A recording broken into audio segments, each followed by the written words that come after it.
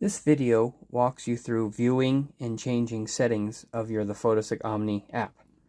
To view the current settings of your app, tap on the settings icon in the bottom toolbar. Here you'll see the various settings you can set for the Photosig Omni app. The first is the Convert HEIC to JPEG.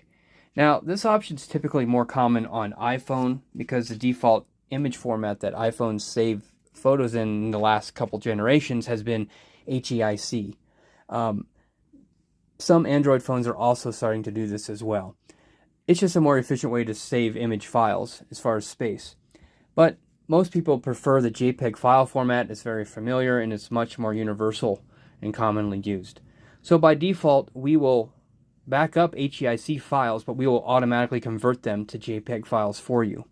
You can certainly turn this feature off if you would prefer to keep the HEIC format of your image files. We won't automatically convert it if it's turned off, but by default we will do it. The second is the file type selection option. This is using conjunction with your backup all option in backups.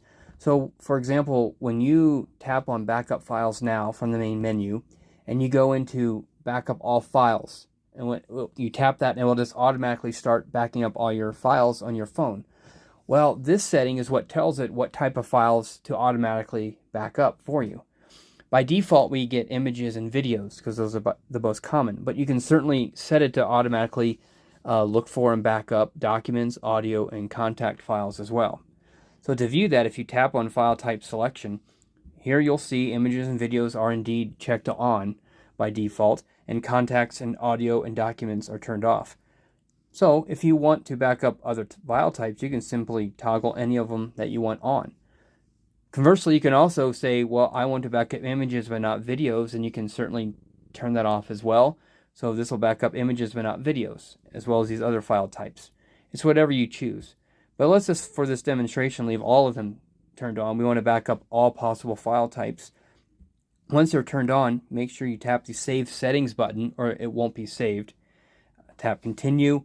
Now it is saved. So if you tap back, you can get to your settings menu again. If you go back into file type selection, you'll notice they are checked and they stayed checked. The third option here is called Your Device. Now what this is it's basically just a quick way for you to reconnect the Android OS with your drive that's plugged into your phone. It's not common necessarily to do from this menu, but it gives an option if you're troubleshooting, for example, if you think that the app is not seeing the drive quite right or something doesn't seems off, you can always come back in here and reconnect to your device. So if we tap on Your Device, you'll notice it's the same menu that you should have noticed when you first started using the app. When you're walking through the welcome tutorial, it would walk you through these steps and saying, hey, this is how you select your drive and connect it with the app. And that's what we're doing here.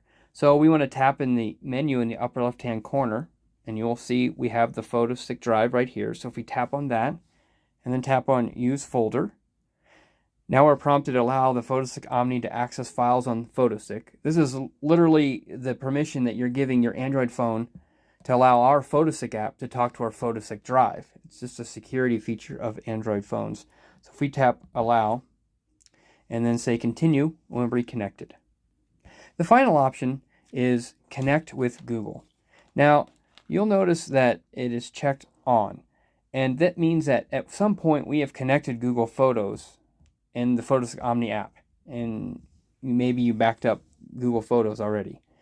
This option allows you to turn off or disconnect Google Photos. Perhaps you have a different Google Photos account you want to back up now, or you changed it, or for whatever reason, this is how you can disconnect currently what you're connected to a new account. Otherwise, we'll just default, if you tap on Import Files and Google Photos, we're going to use the last account that you logged into it, so you won't have to log in every time. We'll just automatically connect to that account, and you can view any new files maybe you've added. So to disconnect though, for example, let's toggle this to off, and you'll notice it's prompting me, are you sure you want to disconnect from this platform?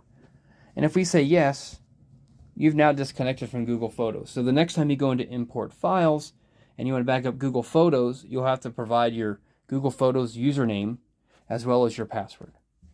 And that's all the different settings.